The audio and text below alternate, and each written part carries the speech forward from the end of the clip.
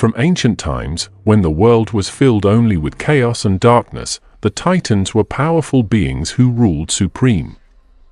Among them stood Kronos, a brutal and mighty Titan, with an insatiable thirst for power who would never accept a challenge. Kronos overthrew his father, Uranus, using a sickle given to him by Gaia.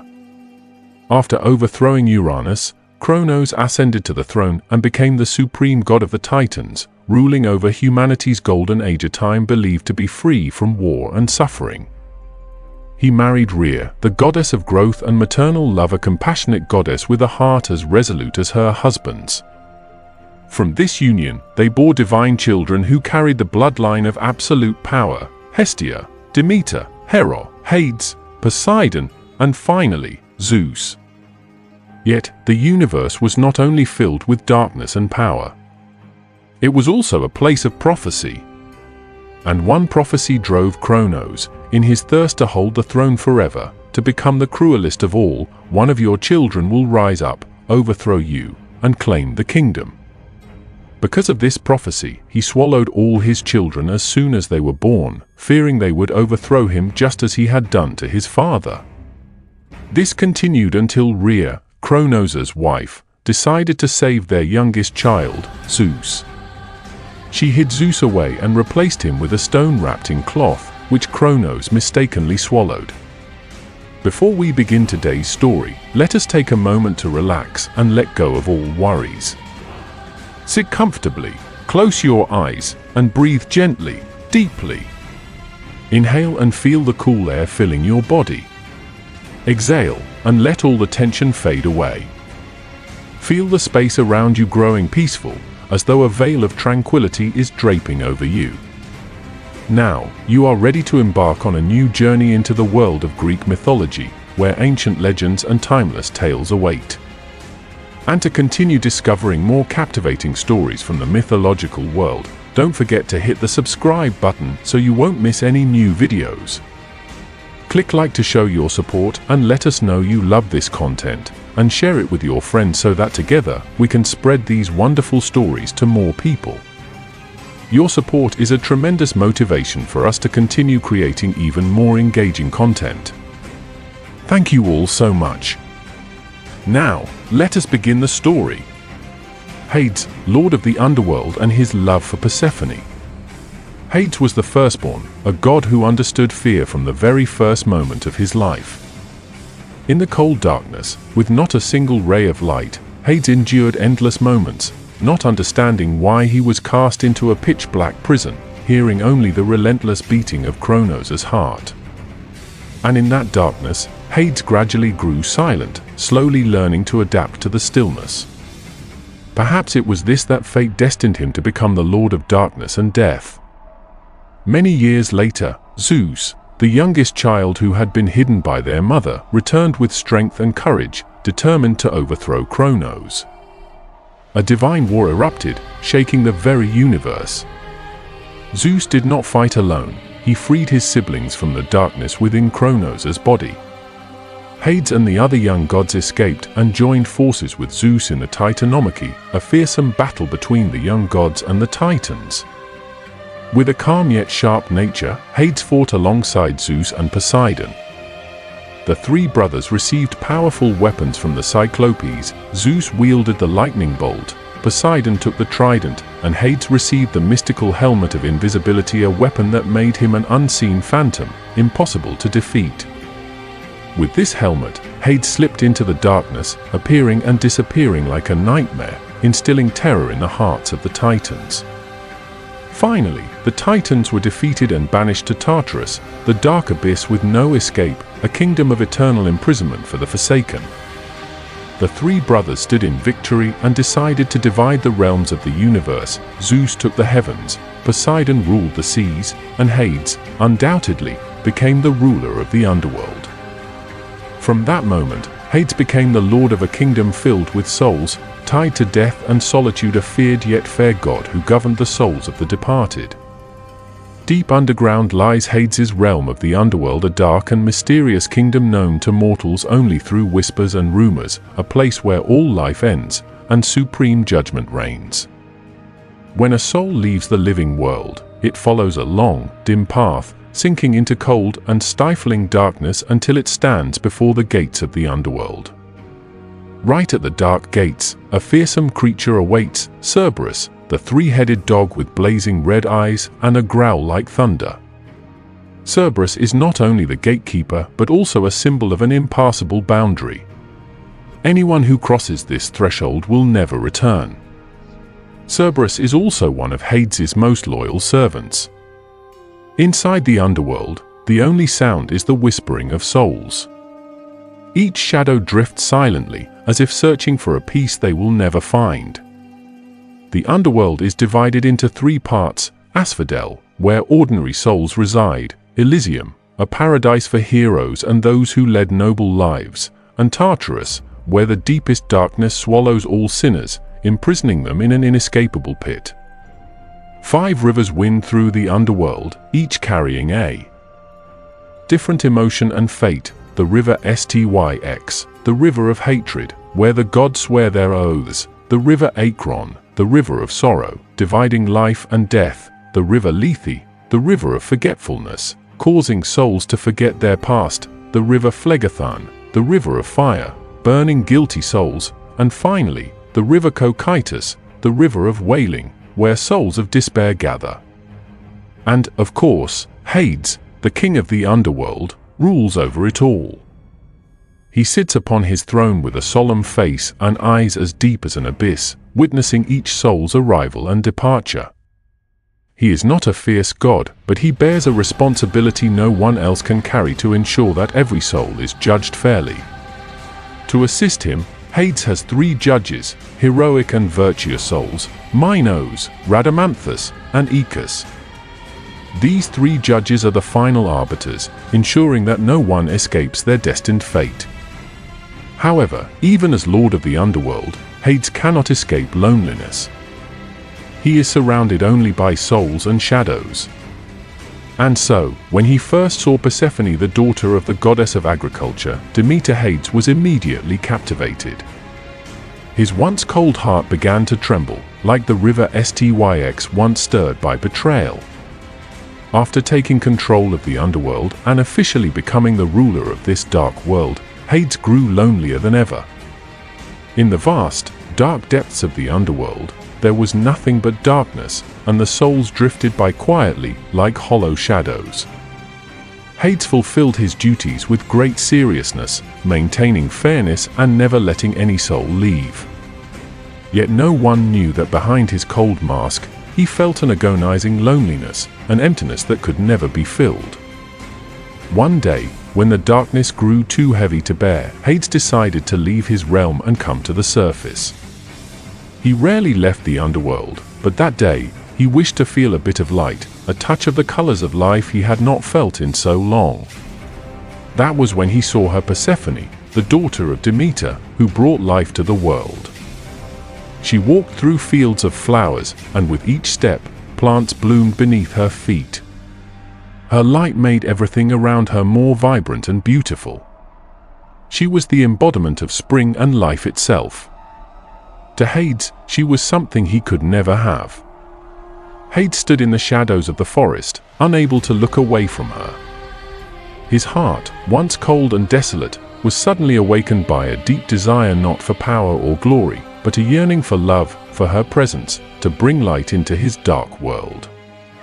He knew that he wanted her more than anything he had ever known. Hades realized that a proper marriage to her was impossible. Demeter, the goddess of agriculture, would never consent to her daughter living far from the sunlight, in his cold, dark world. In despair, Hades turned to his brother Zeus, ruler of the sky and light. Zeus, with his characteristic cunning and practicality, offered a bold suggestion: if you cannot marry her properly, then why not take her? Hades knew this advice was dangerous. It could provoke Demeter's wrath and lead to unforeseen consequences. But every time he thought about it, the image of Persephone haunted his mind, like a flame that lit up his darkness. It was not only a desire to have love, but also a deep yearning to share her light, to free himself from his endless loneliness. And so, Hades decided to carry out his plan. He knew he would face consequences, but his heart had made a decision that would forever alter the fate of both worlds, the world of the living and the world of the dead. One day, while Persephone was happily wandering through a garden of flowers, enjoying spring and sunlight, Hades appeared from the shadows with his helmet of invisibility. He stood there, watching her from afar, feeling his desire grow stronger. Suddenly, Hades's dark chariot rose from the ground, pulled by jet-black horses that charged like a storm. Before Persephone could understand what was happening, she was taken by Hades into his chariot. Her scream vanished into the wind as they raced over the fields, through rocks and earth, down to the underworld where darkness reigns and life never touches. Persephone was filled with fear. Her eyes looked around, but all she saw was darkness and coldness. She could not understand why she was here, why she had to leave the light and life she cherished. Her heart filled with terror and confusion. When the chariot stopped before the great gates of the underworld, Hades gently helped Persephone out. Before her lay an unfamiliar world, devoid of light, where only shadows and drifting souls existed. Persephone looked at Hades, a god she had never met, with eyes as deep as an abyss and a cold expression, yet there was something in his gaze that she couldn't comprehend. "Who are you? Why have you brought me to this place?" Persephone cried out, her voice filled with anger and horror. Hades did not avoid her gaze. He looked into her eyes, his heart conflicted regret for having taken her, but also love and longing he couldn't deny. He moved closer, his voice warm and sincere. "I am Hades, Lord of the Underworld," he said, "and I brought you here because I cannot live without you. You are the only light in my world. I know this is wrong, but I cannot let you go." Persephone sensed the sincerity in Hades's voice. But she could not forgive him for taking her from her mother and the light she cherished. She looked at him with a mixture of fear and anger. Hades tried his best to create a new life for Persephone in the underworld. He offered her rare black flowers from the underworld, the finest food, and small but thoughtful gatherings. He wanted her to feel welcome and to understand that he loved her with all his heart. But for Persephone, the darkness here was too alien. She missed her mother, the sunlight, the fields of flowers, and the life she once brought forth. The darkness of the underworld, though filled with the finest things Hades could offer, could not replace what she had lost. She knew that Demeter must be searching for her, and her heart was constantly uneasy. Hades saw the sadness in her eyes and understood. He knew she couldn't yet love him or accept the underworld as her home. But he hoped that with time, her heart would change, that she would come to see the love he had for her, a deep and sincere love from a god who had lived too long in lonely darkness. The first days in the underworld were filled with chaotic and conflicted emotions for Persephone. She tried to understand why she had to stay here, why she was forced away from her mother and the world full of light she adored. Hades did everything he could to make her comfortable, from decorating the palace with rare flowers to preparing the most exquisite meals to ease her discomfort. One day, Hades invited Persephone to a small gathering in his palace, a simple yet heartfelt affair. He had prepared delicacies from rare flowers and fruits, all intended to bring Persephone a moment of joy, however fleeting. Hades knew that her heart still longed for the earth above, but he wanted to try everything he could to show her that the underworld could also be her home. During the feast, he arranged for Persephone to eat 3 pomegranate seeds. According to ancient laws, this meant that Persephone would now belong to the underworld and could never fully leave it. Hades knew this, but he said nothing to Persephone. He simply placed the pomegranate before her, smiling gently. Persephone looked at Hades, her heart still filled with resistance and sorrow, yet she also felt the sincere affection of this god of darkness. Although Hades had abducted her, she saw that he was not a cruel being. And in that moment, when she no longer had the strength to resist, Persephone picked up the pomegranate, took a bite, and ate 3 of the bright red seeds. The seeds touched her tongue, a sweetness with a hint of bitterness spreading through her senses. She did not know that these 3 seeds would bind her fate to the underworld, and to Hades, forever. In Hades's heart, a small yet intense joy sparked. He knew that from this moment onward, no matter how the world changed, Persephone would always be a part of the underworld. But he also understood that she needed freedom, and he could not keep her in the underworld forever without giving her a choice. On the surface, the goddess Demeter was suffering unimaginable grief. Her beloved daughter had disappeared without a trace. Each day, Demeter searched for Persephone, traversing fields, crossing every forest, going to every place Persephone might have visited. But there was no sign of her daughter, no explanation. Day by day, Demeter's sorrow grew, transforming into an uncontrollable fury. She abandoned all her responsibilities, ceasing to tend to the land, the plants, and the harvest. The earth began to wither, plants shriveled, and crops failed. The world of humanity was plunged into suffering, coldness blanketing the land, as if an eternal winter had set in, with no hope of spring's return. Humanity's pleas and cries echoed up to Olympus, reaching the ears of the gods. They realized that Persephone's disappearance had led to this disaster. Finally, Zeus, the god of the sky and light, could no longer stand aside. He summoned Hades and Demeter, asking both to come for reconciliation. Hades came with a heart full of worry. He loved Persephone, but he also knew she needed freedom. He did not want to see the world wither under Demeter's wrath, nor did he want Persephone to suffer from her mother's grief. On the peak of Olympus, Hades stood opposite Demeter, the mother engulfed in fury. "What have you done with my daughter?" Demeter's voice roared like thunder, her eyes blazing with anger and sorrow. Hades did not evade her gaze, he looked into her eyes, feeling the pain of a mother who had lost her child, and he knew what he had to do. Zeus stood between them, raising one hand as if to calm the situation. "Both of you know that this conflict benefits no one. The world is dying, humanity is suffering.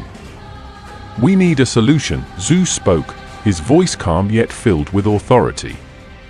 Hades sighed, and with sincerity, he turned to Demeter.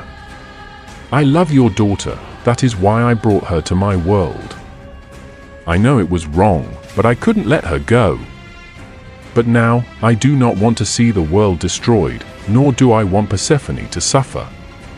I agree to let her return to you, half of the year with you, and the other half, she will stay with me, as queen of the underworld." Demeter, though still angry, found that her love for her daughter was greater than all else. She agreed to the arrangement, and Persephone would return to her mother for 6 months each year. When she was on the surface, the plants would bloom, crops would flourish, and life would once again thrive. But when she returned to the underworld, plants would wither, winter would cover the land, and the world would slip into the cold sleep of death. Persephone, standing between the two worlds, understood that this was her destiny. She had eaten 3 pomegranate seeds from the underworld, and now she was forever a part of it. But she also understood that her mother's love and Hades' affection were both precious things she could never abandon. She looked at Hades, her eyes no longer filled with anger but with acceptance and understanding. Persephone became the goddess of 2 worlds. When she returned to the surface, the world brightened with spring and summer. Everything blossomed, sprouted, and life returned to the once barren fields. But when she went back to the underworld with Hades, darkness covered the land, and the world entered the cold sleep of winter. Hades, though he only had Persephone for 6 months each year, knew this was the price he had to pay for his choice. He was no longer alone in the darkness, he now had a companion, someone who had brought a touch of light to his world, a light he had never thought possible. And so, the story of Hades and Persephone is not just a tale of love, but a story of sacrifice, a balance between light and darkness.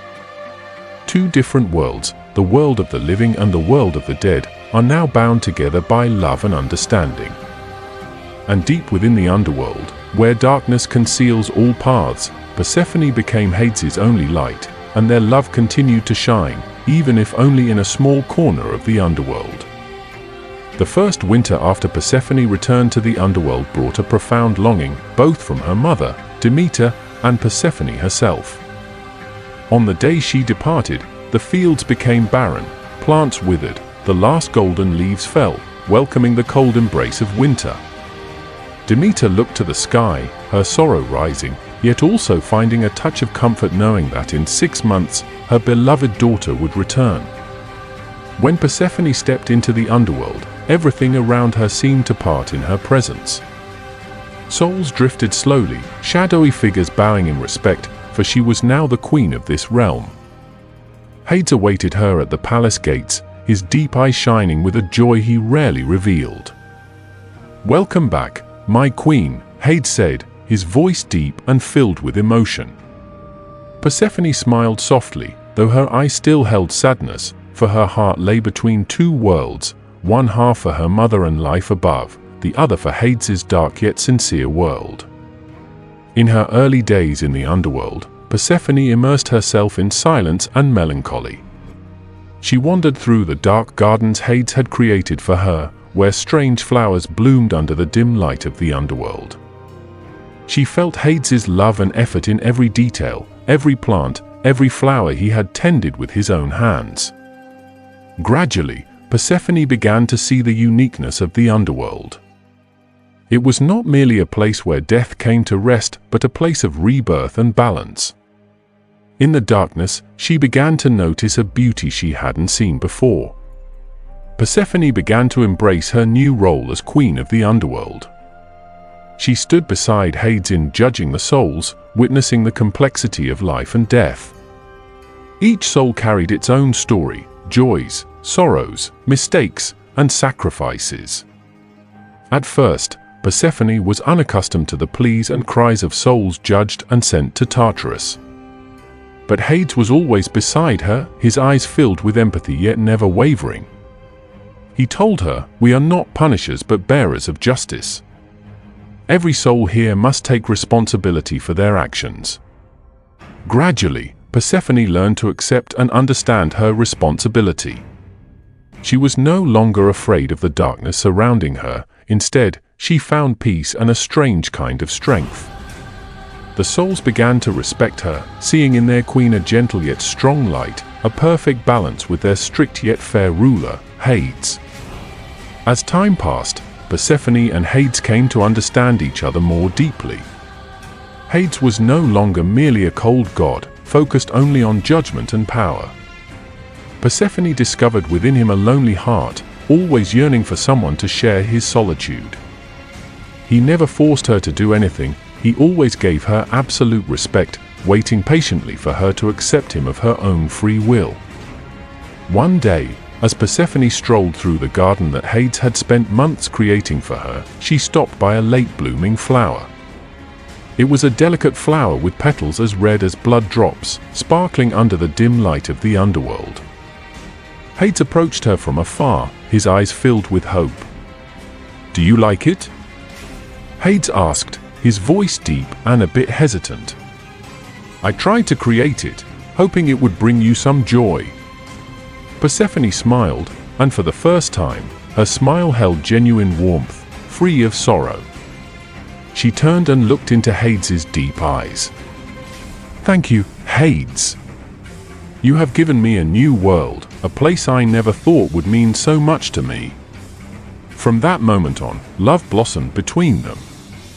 No longer bound by obligation, no longer burdened by resentment. Persephone saw Hades' dedication and sincerity and understood that he didn't just love her, he honored and respected her more than anyone else. Hades, once a powerful and distant god, had now found a part of life, a part of his heart he had never thought he could have. Each year, Persephone spent 6 months in the underworld and 6 months on the surface. When she returned to her mother, plants would bloom, spring would return, and Demeter would once again be filled with joy upon seeing her beloved daughter. Persephone brought stories of Hades, the underworld, and the love she had found beneath the earth. When the 6 months were over, Persephone returned to Hades.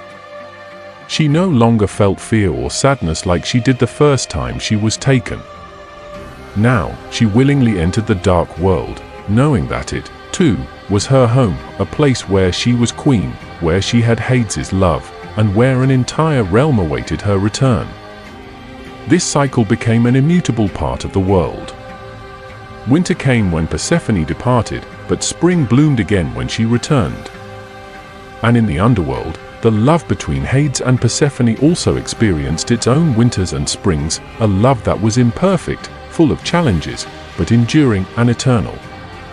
After Persephone became queen of the underworld, her presence brought a strange warmth to this dark world. Souls, from ordinary beings to those who had sinned, began to speak of her. They called her the light of the underworld, a ray of hope even in the darkest place. However, not all souls accepted her. Some were stubborn and wicked souls who refused judgment and sought to escape the underworld. Persephone's presence, with her beauty and light, sometimes became a target for these sinful souls. They saw her as Hades' weakness, and whispers spread throughout the underworld, schemes to challenge Hades' power and attempts to destroy what he held most dear. Hades, with his stern yet understanding nature, never let such souls succeed.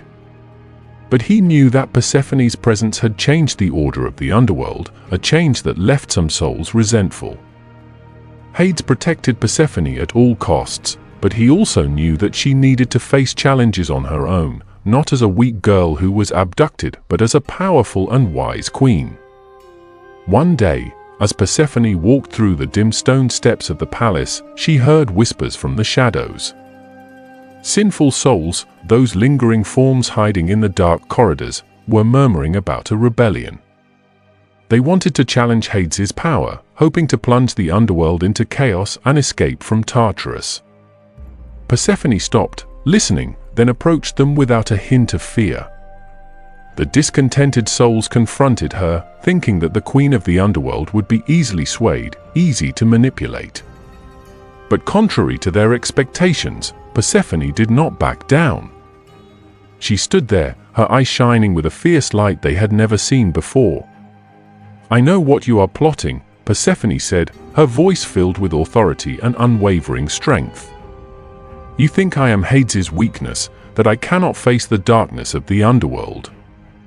But you are wrong. I am not only the light in this world, I understand the darkness as well, and I will not let it control me." Persephone's courage made the sinful souls shrink back. They could not imagine that she, the one who had been taken here, was now so strong and resolute. Persephone, as queen, not only stood beside Hades, but affirmed her role, bringing a new balance between light and darkness. When Hades learned of the incident, he could not hide his pride. He knew that Persephone had embraced her role, overcoming her fears to become the true queen of the underworld. He stood beside her in the throne room, holding her hand, his eyes filled with respect and love. "I always believed you could do this," Hades said, his voice deep and warm. "You are not only the one I love, but also my partner, a true queen of this realm." Persephone smiled, this time with a smile that held no hesitation. She knew that their love was not merely a simple affection, it was the union of two different worlds, light and darkness, life and death, all blending together to create a perfect balance. To celebrate Persephone's affirmation of her role, Hades decided to hold a grand feast in his palace, an event never before seen in the underworld. Torches were lit throughout the dark corridors, and souls were invited from every corner of the underworld to attend this extraordinary night of celebration. Persephone wore a long black gown, with jewels from Tartarus glittering on her hem like stars in the dark night. Hades stood beside her, in dignified yet stylish attire fitting for a god. That night, the underworld was no longer a place of coldness and sorrow, it sparkled with music, light, and even laughter. The souls, still bearing the faint forms of death, seemed to regain a trace of life in the celebration. Hades and Persephone danced together, amidst the flickering torchlight, and for the first time in thousands of years, the underworld felt like a place not solely for endings. Persephone was no longer merely a captive guest, she had truly become queen, bringing joy to this dark world. "I have never seen my world so beautiful," Hades whispered as he danced with Persephone. His eyes gazed at her with gratitude, as if she had brought about a transformation he had never thought possible. "This is my home now," Persephone replied, her eyes sparkling in the torchlight. "And I will make it a place where both you and I can feel peace, even in the depths of the earth." The tranquil darkness of the underworld was rarely disturbed by anyone from the outside, except the gods on Mount Olympus. But one day, an unprecedented event occurred. A mysterious intruder breached the borders of the underworld, plunging Hades' realm into chaos. A group of warriors from the world above, drawn by rumors of the treasures of the underworld, had ventured into the land of death with the ambition of seeking power and glory. These daring men carried arrogance and sharp weapons, thinking they could pass through the gates of the underworld without realizing that the price of their recklessness would be their own lives. Persephone was strolling through the dark gardens of the underworld when she heard the commotion. She turned and saw figures, not of souls, but warriors clad in iron armor, their eyes aflame with ambition. They saw Persephone and, without hesitation, moved toward her, intending to capture the queen of the underworld to bargain with Hades. Persephone, no longer the weak girl she had once been, now stood as queen of the underworld. She knew she had to protect the realm and the husband she loved. Without a hint of fear, she stepped back, her eyes gleaming with fierce determination. She raised her hand, and immediately, strange vines sprouted from the ground, wrapping around the intruders, trapping them in an inescapable snare. At that moment, Hades appeared, his eyes filled with seething anger. He approached, looking at those who dared to invade his kingdom and threaten his queen. "Did you think you could come here and cause chaos without consequence?" Hades spoke, his voice cold and powerful, like the river Styx flowing through the underworld. The warriors, now realizing their mistake, pleaded for mercy. But for Hades, there was no forgiveness for those who disrespected the underworld and attempted to abduct his queen. He commanded Cerberus, the fearsome three-headed dog, guardian of the gates of the underworld, to appear and escort the intruders down to Tartarus, where they would be imprisoned in eternal darkness. Persephone watched as the intruders were led away, her gaze unshaken. She understood that her world, the realm of the underworld, was not a place for weakness or hesitation. And she also knew that Hades would not allow anyone or anything to disturb the peace of this place or of her.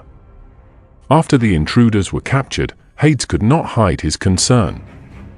Although he trusted Persephone's strength and wisdom, the appearance of the intruders had stirred a hidden fear, a fear of losing the one he cherished most. Hades sought out the fates for answers. He went to meet the three sisters who held in their hands the threads of every fate, Clotho, Lachesis, and Atropos, each representing a phase of life, from spinning the thread, measuring it, to cutting it. He needed to know whether his love with Persephone would face further challenges in the future.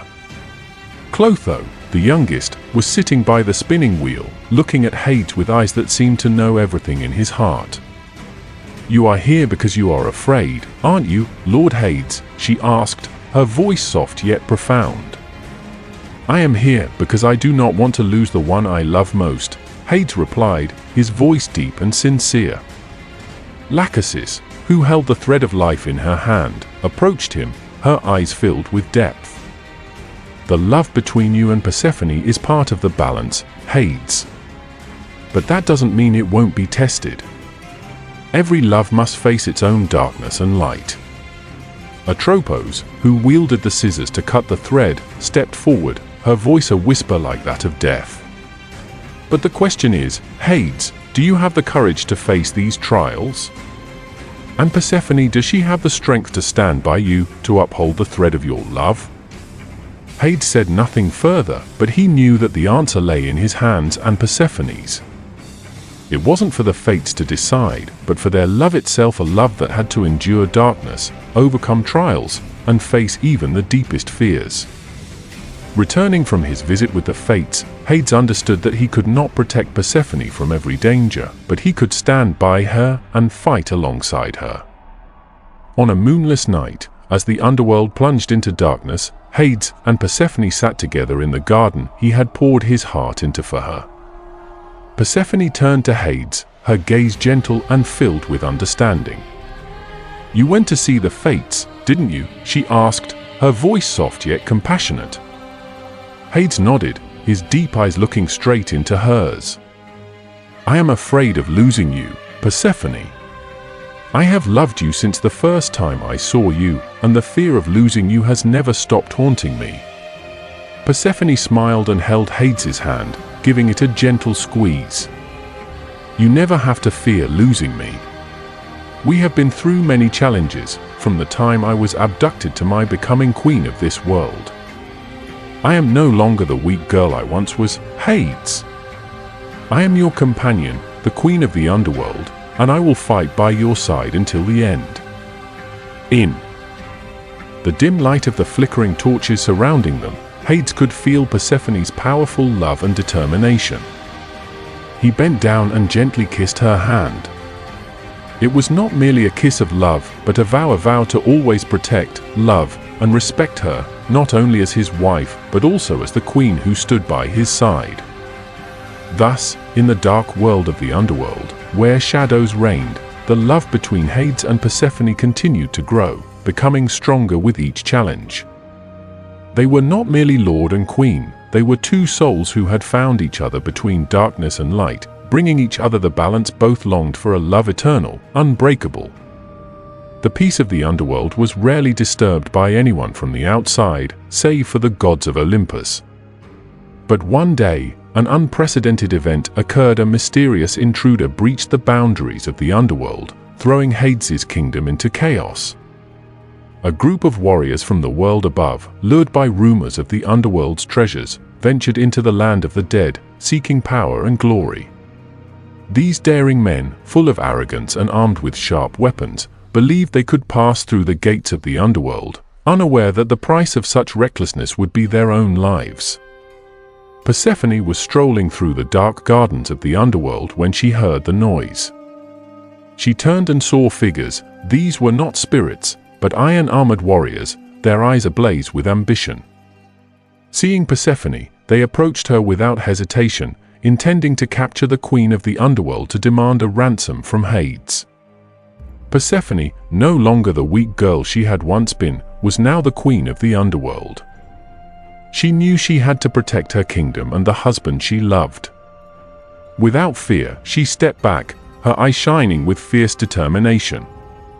She raised her hand, and immediately, strange vines rose from the ground, wrapping around the intruders and trapping them in an inescapable snare.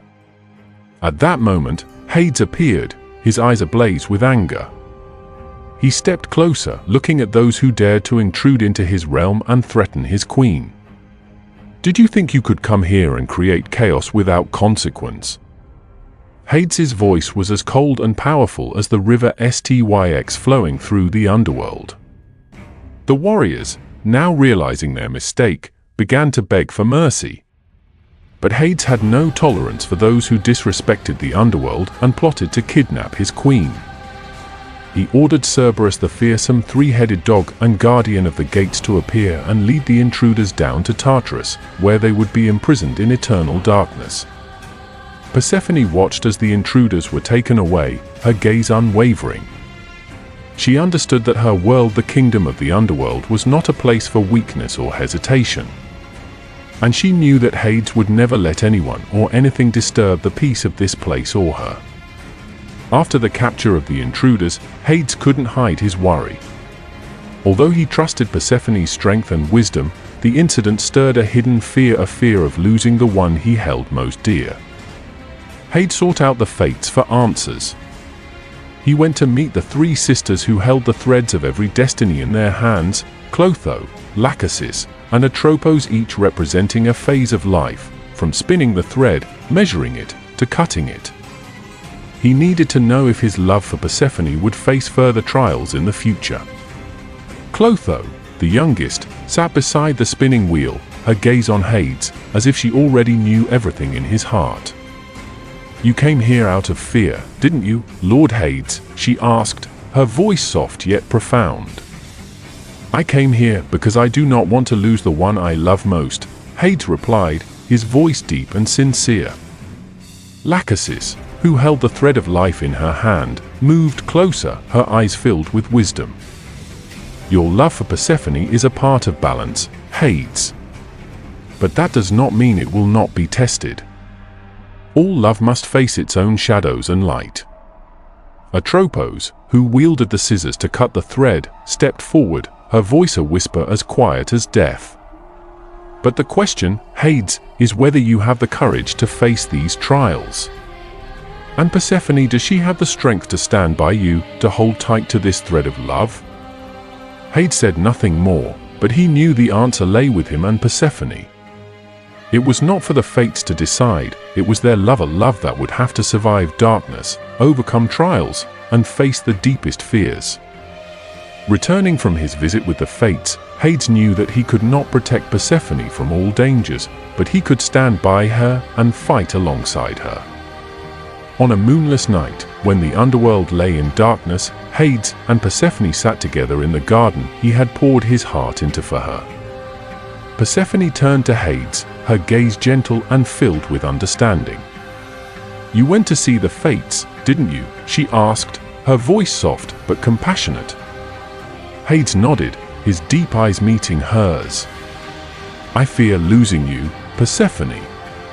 I loved you from the moment I first saw you, and the fear of losing you has never ceased to haunt me." Persephone smiled as she took Hades's hand, squeezing it gently. "You need never fear losing me. We have faced so many trials, from my abduction to my becoming queen of this world. I am no longer the weak girl I once was, Hades. I am your companion, the queen of the underworld, and I will fight by your side to the very end." In the dim glow of the flickering torches surrounding them, Hades felt Persephone's powerful love and resolve. He leaned down and gently kissed her hand. It was not just a kiss of love, but a vow to always protect, cherish, and respect her, not just as his wife, but as the queen who stood beside him. And so, in the dark world of the underworld, where shadows reigned, the love between Hades and Persephone continued to grow, becoming ever stronger with each challenge. They were not just ruler and queen, they were two souls who had found each other amidst darkness and light, providing one another with the balance they both yearned for, a love eternal, nothing could sever. In the deepest regions of the underworld, Tartarus held the Titans who were condemned following the cosmic war. In the black depths, the banished Titans were hatching a plan to escape. They sought a mysterious force within Tartarus, causing seismic tremors to break their confinement, releasing a terrifying force from within the earth that threatened the peace of the entire underworld. One day, the ground beneath Hades and Persephone shook. The rumbling of tremors spread throughout the stone steps, and unexpected fissures began to open up. Hades understood this was the final uprising, that the Titans were determined to escape and to threaten his rule over his kingdom. All of Tartarus stirred, the darkness churning like an endless wave. The Titans broke free and began advancing toward the palace of the underworld, determined to destroy everything that had held them captive for thousands of years. Persephone, aware that the Titans were threatening the underworld and endangering innocent souls, decided to rise up to protect the kingdom she now called home. Persephone knew the Titans were using dark spells to trigger earthquakes and rebellions across the underworld. She resolved to use all her power to seal Tartarus, preventing the Titans from escaping their eternal imprisonment. She approached the gates of Tartarus and suddenly saw monstrous Titans like Prometheus and Atlas advancing. Hades, realizing Persephone was facing great danger, rushed forward. He shouted, "We must fight together. I cannot let you sacrifice yourself alone." Persephone, with a steadfast gaze and determined spirit, looked back at Hades. She gripped his hand tightly and said, "I have made my choice, our fate will be decided by us alone." Hades and Persephone faced the Titans together in the ultimate battle. Hades, wearing his invisibility helmet, one of his treasures from the Titan War, used it to strike at the Titans from the shadows, sowing chaos within their ranks. Persephone, fueled by love and courage, summoned the power of spring plants, and flowers burst forth from the ground, entwining the Titans and holding them fast. The battle raged fiercely, with Hades and Persephone fighting in perfect coordination. They attacked not only with their strength, but also with their unity and unbreakable love. At the battle's climax, Atlas, in a fit of rage, launched a deadly blow aimed at Persephone. Without hesitation, Hades used his invisibility helmet to rush in and intercept the attack. He became invisible and struck Atlas directly, causing him to lose balance and fall into the depths of Tartarus. But the price was heavy. Hades was gravely injured. He fell, blood streaming from his wound, though his eyes remained steadfast and filled with love for Persephone. Seeing her husband injured, Persephone was overcome with a surge of strength born of love and despair. She called upon every life force within the earth and used it to seal Tartarus once and for all, confining the Titans back to a place from which they could never escape. When the gate to Tartarus slammed shut, an eerie silence blanketed the underworld. Persephone, exhausted yet resolute, knelt beside Hades. Her tears mingled with his blood. Yet her love and the power of spring healed Hades. Small flowers blossomed around them, as if nature itself was trying to heal the lord of the underworld. After the battle ended, Persephone and Hades rose, hand in hand. They looked toward the gate of Tartarus, now sealed for eternity. The underworld returned to its former peace, and their kingdom was safeguarded by the love they shared. Each year, Persephone still returned to the earth to bring spring to the world. But when winter came, she returned to the underworld knowing it was her true home, beside Hades. Two worlds, light and darkness, continued to intertwine in an endless cycle, but now it was not a painful separation, it was a loving connection. And so, in the depths of the underworld, where darkness seemed eternal, the love of Hades and Persephone continued to shine, a flame that would never be extinguished. It was a testament to the eternity of love, showing that even in the darkest places, light could endure, and love could conquer all.